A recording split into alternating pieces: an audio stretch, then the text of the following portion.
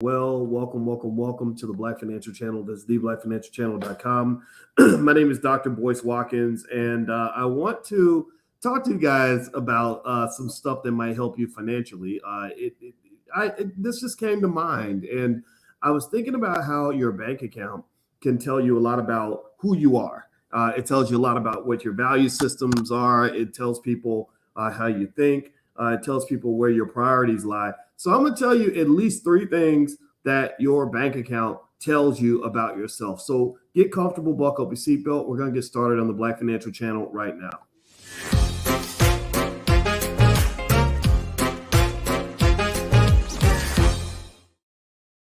Hey, what's going on, guys? Welcome to the Black Financial Channel. That's theblackfinancialchannel.com. My name is Dr. Boyce Watkins. I am your friendly neighborhood finance professor. On the Black Financial Channel, we talk about Black wealth every single day, sometimes as much as 10 times a day under one condition.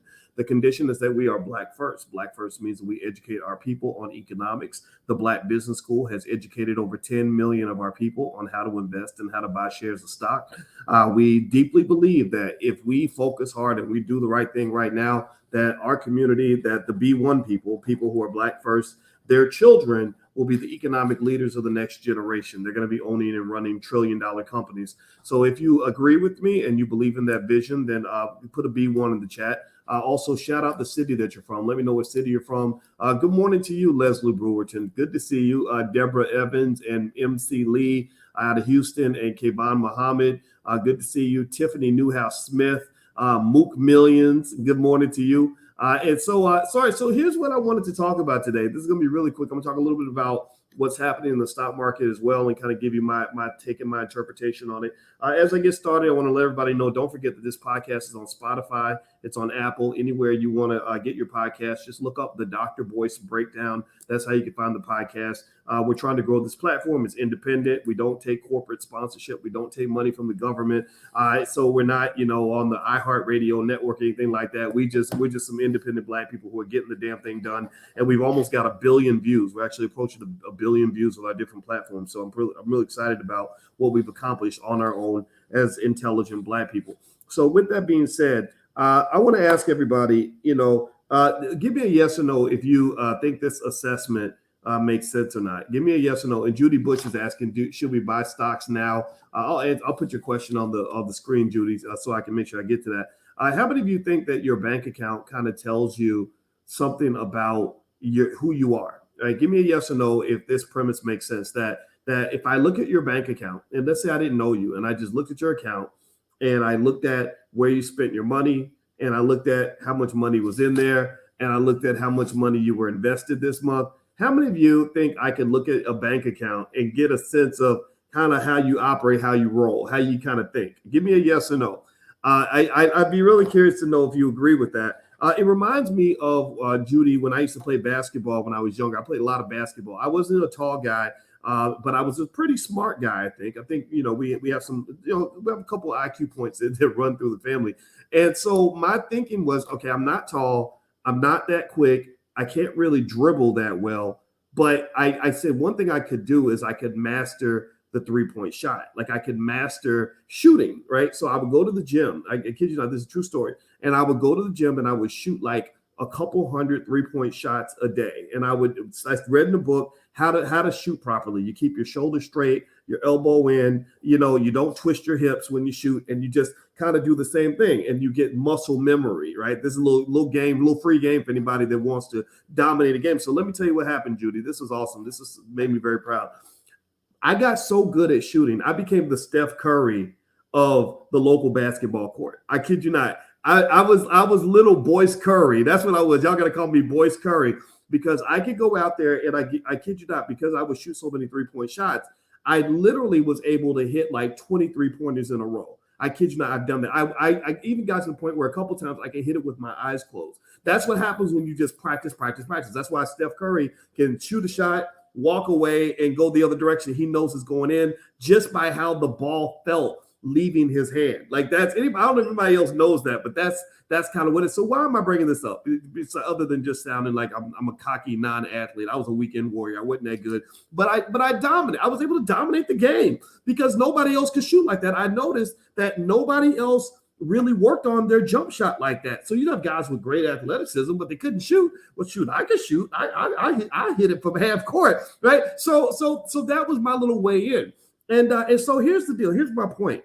I learned also from playing a lot of basketball that I could tell a guy's personality by how they play basketball. So the way you could tell my personality by how I played is you could tell that I was a thinker. I was a PhD student and I wanted to be relevant in the game. So I got in where I fit in. I found my strength. My strength was that I could practice shooting and become a great shooter, but I couldn't dribble it, couldn't take it to the hole, couldn't dunk on you, couldn't do any of that stuff, but I was a great shooter, right? So the same way you can tell a guy's personality by how they play basketball. Like the guy who's the ball hog, he's usually an asshole off the court too, like because he wants to take all the shots. You know what I'm talking about? I don't know if anybody's ever played with a ball hog. Or the guy who passes the ball a lot is the nice guy. He's more cooperative. He wants to see everybody win, everybody be happy, right? I like playing with people like that, right? So the same thing that's true in basketball, I think is also true with investing. The same thing is true with the game on the court. It's true within the game of life. The same thing that's true in basketball competition and in athletic warfare is true also in economic warfare. So I would just tell you, I'm going to lay it down for you.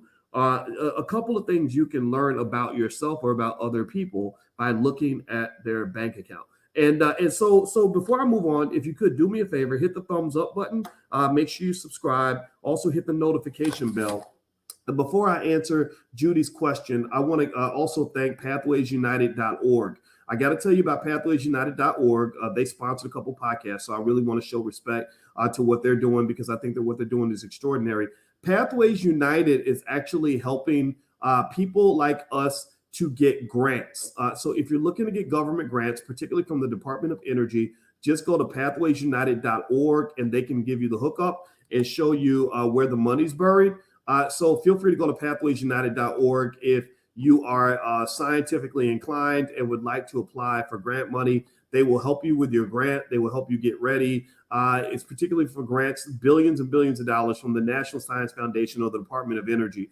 And this is some of the stuff that they cover: high energy physics, electricity, etc. So shout out to pathwaysunited.org for doing that. Okay, so let's get back to the issue. So let me answer Judy's question because I love you, Judy, and I want to make sure that your question gets an answer. Judy is asking, should we buy stocks now? The answer is yes, yes, heck to the yes, hell to the yes, yes, yes, yiggity yes, triple yes, yes, yes, to the yes power. So did I answer that question clearly, Judy? Did you get did y'all understand that answer?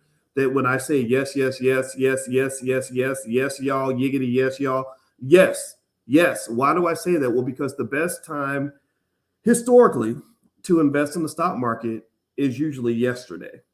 Like if you started investing yesterday, meaning when I say yesterday, it's figurative, right? I mean, literally 20 years ago, if you started investing consistently and just started buying, let's say, a new stock every week, even if you weren't even researching and just were randomly picking like Fortune 500 companies, you would probably have a lot more wealth in your bank account now than you had back then. Right. And if you want a little wealth secret that's worked extremely well for me is I got in the habit of using my extra money for my sneaky little vice. It's my sneaky little guilty pleasure. You know what my guilty pleasure is? It ain't going to the strip club and making it rain on the strippers. It ain't going out and buying new pairs of shoes. My little guilty pleasure is I like to own companies. Whenever I get extra money, because now I have a car I want.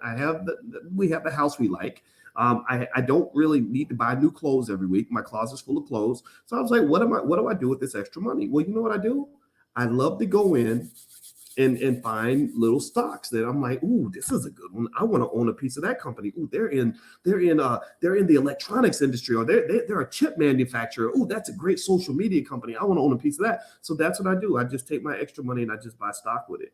And when you do that and you do that consistently, you're engaged in what is called the accumulation process. That's what wealth is. Wealth is an accumulation process. So the ability to predict, I can tell you this as a person with a PhD in this stuff, that you cannot really predict what a stock is going to do next week, next month, or next year. You really don't know for sure. Nobody was able to really predict what 2022 was going to be like. People might say it, but a lot of times they just got lucky.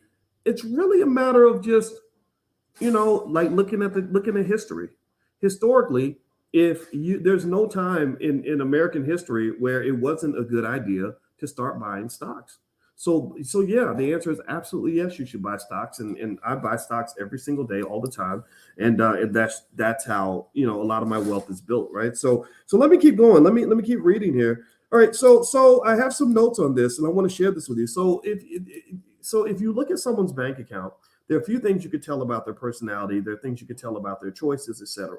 One thing I would tell you is this: that differentiation between being a spender and a saver. That's real easy to tell in a bank account. So I knew a lady one time who saved 40% of every paycheck that she got, and it came from the fact that she was anal retentive as a child, and growing as an adult, she became a person that just really wanted to save. Because as a kid, not only was she anal retentive, but she also went through some financial distress. So she saved. Well, as a result, I mean, eventually, I think she bought a whole apartment building or something. And she wasn't like some fancy person that had, that inherited millions of dollars. She started off, excuse me, below middle class, probably poor, but she went to college. And when she got her first corporate job, she wasn't trying to buy fancy shoes and fancy cars and fancy clothes. Everything she got would be like, maybe she bought a car, she'd buy like a 3-year-old car or a 4-year-old car. It'd be a nice car, but it wouldn't be a new car. And so she saved 40% of her check. And now, by the age of about 30, 38, she bought an apartment building, literally. And now she collects all this rent from all these people that live in the apartment building. So a lot of what you can actually tell if you look into somebody's bank account is you could tell, are you a spender or are you a saver? A spender might be a person who lives paycheck to paycheck. That's what you're encouraged to do. That's how society trains you. They train you to live paycheck to paycheck. As we know that's not healthy because it breeds a lot of anxiety and a lot of financial insecurity. And if you want to dig more into your psychological mechanisms that might keep you from building wealth, in the Black Business School, we're very proud that we created the first ever Black financial therapy department that focuses specifically on the psychological barriers that keep us from building Black wealth. So we're partnering with the best therapists, the best psychologists, the best financial experts, and bringing them together to really understand mindset on a scientific level. As you know, my wife is a full professor of social work. She's a licensed therapist. She sees clients. She's a certified clinical trauma professional. So we spent a lot of time on Sundays deep diving with the students on the psychological issues like financial anxiety, financial trauma, etc., but not doing it from an arm waving level, just telling you what we think, but literally looking at the science so you can implement this into your own family so you can create a culture of wealth. In fact, my new book called The 10 Commandments of Black Economic Power, which is available on Amazon. It's called The 10 Commandments of Black Economic Power. It's gotten excellent reviews. And so if you get a copy, please leave a review. That's what that book is all about. It's about saying, how do wealthy people act? How do you start acting rich? So you've got people that act rich because they'll show you, they'll show you a fancy car or a big house, and they'll put hashtag blessed when they do their selfie next to the new Mercedes that they just got or whatever. Those are people who act rich, right? The big chains and all these fake symbols of wealth, which don't mean anything because for all you know, that jewelry could be fake. And even if the jewelry is real, all these symbols of material success don't necessarily imply that you're financially secure. So this is important for ladies to understand. A guy who's showing you, his wealth on his wrists, his wealth around his neck, his wealth in his car, that might be where all his money's at. And so there's a difference between me showing you my wealth by showing you a Mercedes Benz versus me showing you my wealth by showing you 200 acres of land that I just bought. One type of wealth is the type that will maintain and appreciate in value. The other type of wealth is basically me showing you that I give my money away. So those are two different indicators. You got to know the difference there. Another thing I could tell about you by looking at your bank account would be, are you an investor and are you a long-term planner?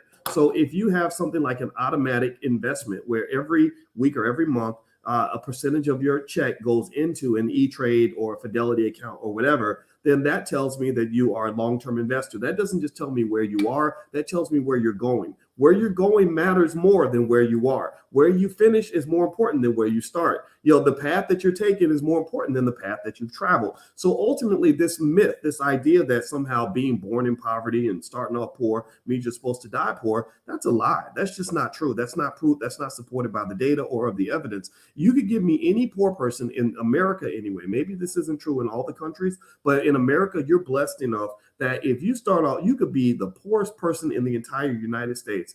And if you act like a rich person, if you do what wealthy people do, like you take the extra nickels you get, you try to find some way to flip that into something else, or you're always accumulating skill, then you're going to eventually end up as a wealthy person. It's not that hard to have a net worth that exceeds the average white person in America. That's not hard to do, right? So the racial wealth gap isn't really so much of a gap in terms of possibility and opportunity or even resources. It's really more so of a gap in terms of culture. It's a culture gap.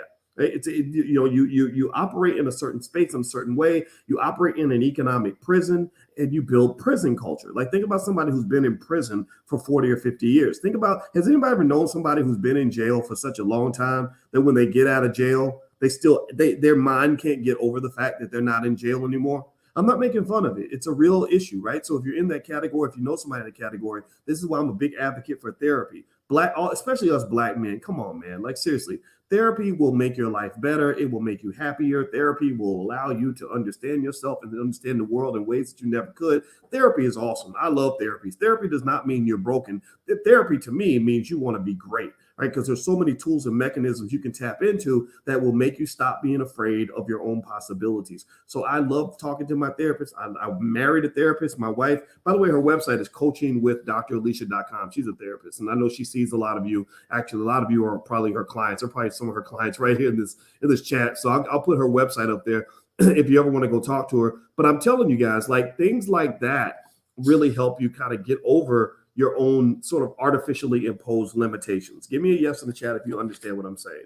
Okay, so anyway, long story short, I can look in your bank account and I can tell if you have the mindset of an investor, which is basically a person who plans ahead, or the mindset of a consumer, who is a person who doesn't plan ahead. Do you believe in delayed gratification, or do you believe in instant gratification? Instant gratification might mean that if I look at your bank account, I'm going to see that you spent a lot of money on a lot of stuff that isn't going to give you any long-term value. Delayed gratification means I see you putting a percentage of your check in your IRA and your 401k. Delayed gratification means I see you taking a percentage of your money, putting it into your business. Delayed gratification means I see you taking some money, putting it on that mortgage so you can pay off that mortgage. Maybe you're paying down some debt. You're doing things that are going to put you in a better long-term position.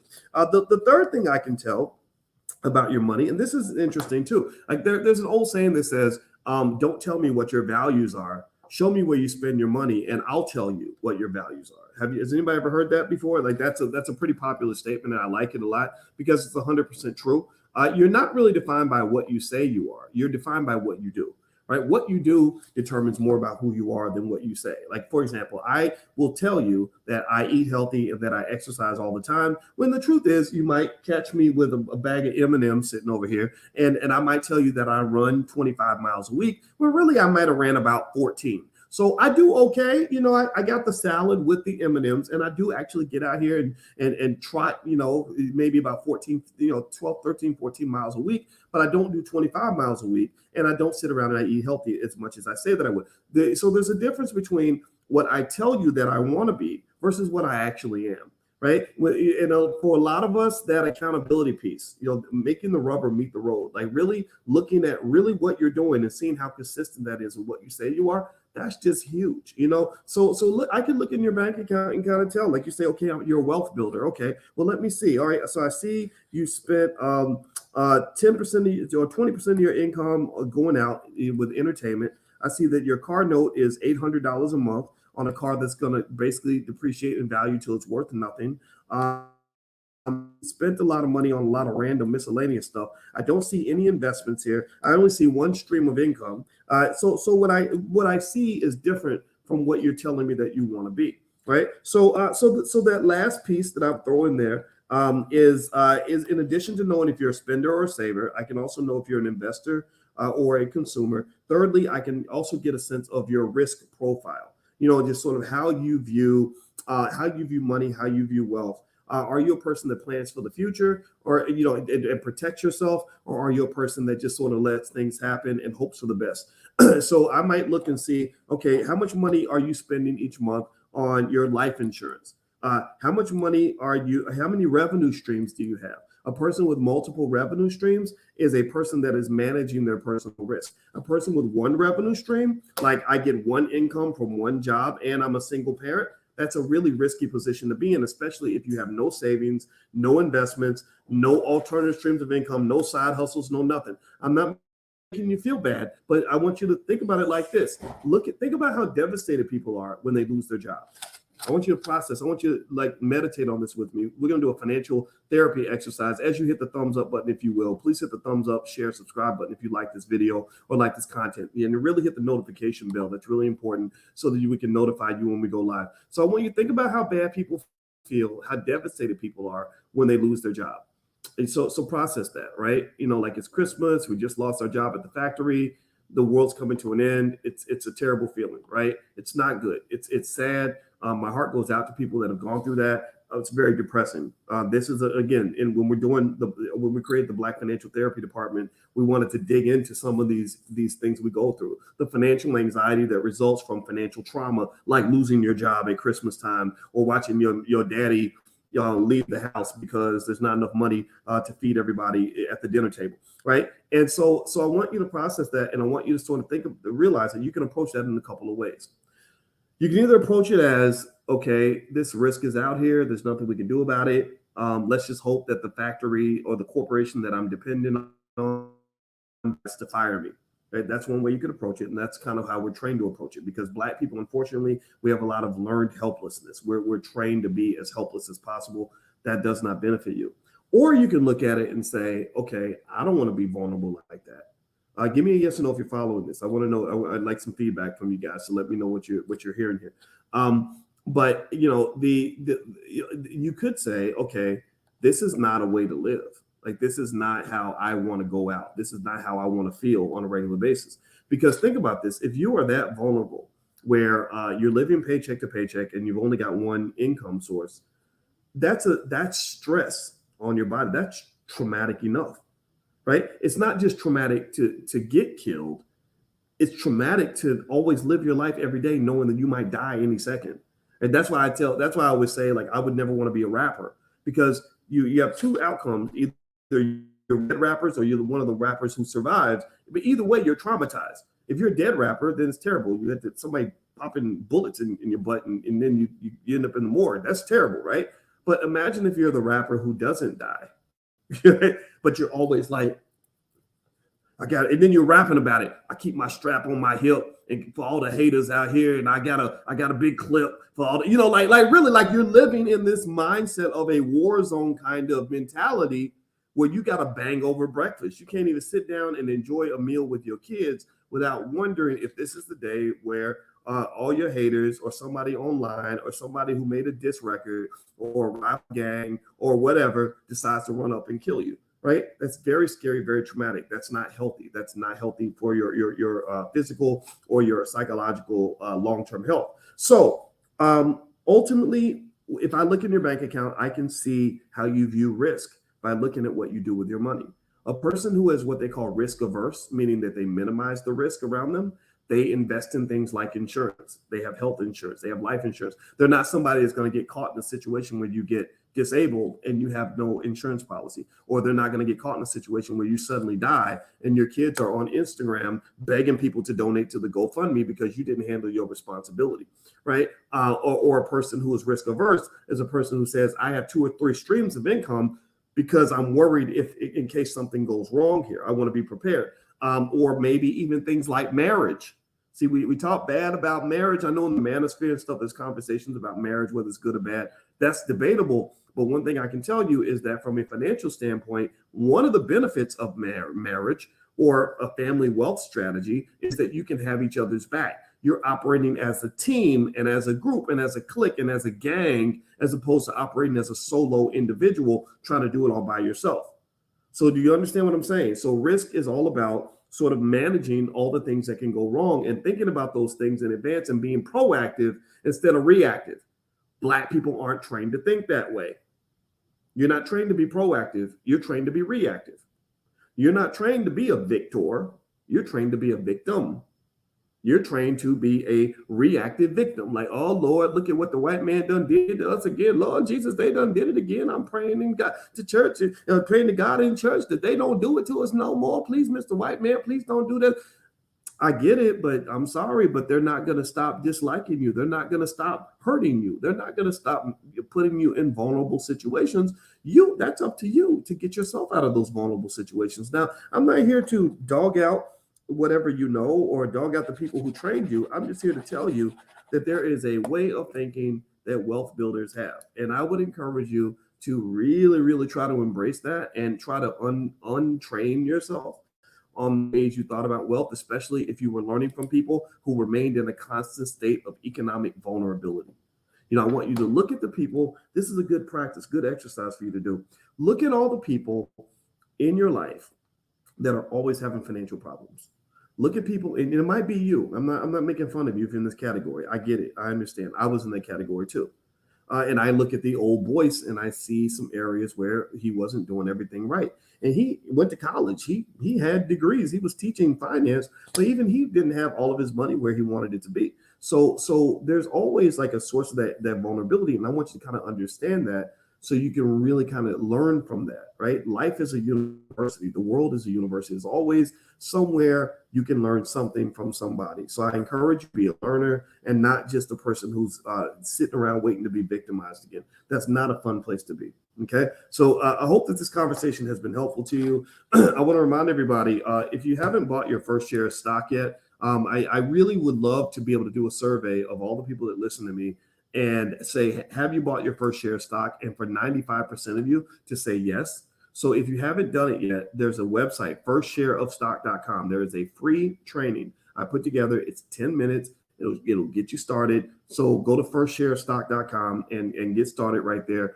That's a great tool to just sort of begin that process of becoming a stock market investor. Now, if you're more advanced and you want to learn about stock options, I have a whole stock options masterclass I put together that's really, really good, really, really effective. So feel free to go to stockoptionsmasterclass.com and you can sign up there at a discount and go ahead and dive into stock options if you've already moved past the beginning stages of stock market investing. All right, guys. So that's it. That's all I have to say today. God bless you. Thank you for listening. Thank you to pathwaysunited.org for sponsoring the podcast. Pathways United is a great place you can go if you're looking to get grant money from the Department of Energy. That is what they specialize in, and they can really hook you up and help you out. So feel free to reach out to pathwaysunited.org if you'd like to get started in that area. And that's it, guys. So I'm out of here. Have a good day. God bless you. I'll check in again with you soon. Take care now. Peace.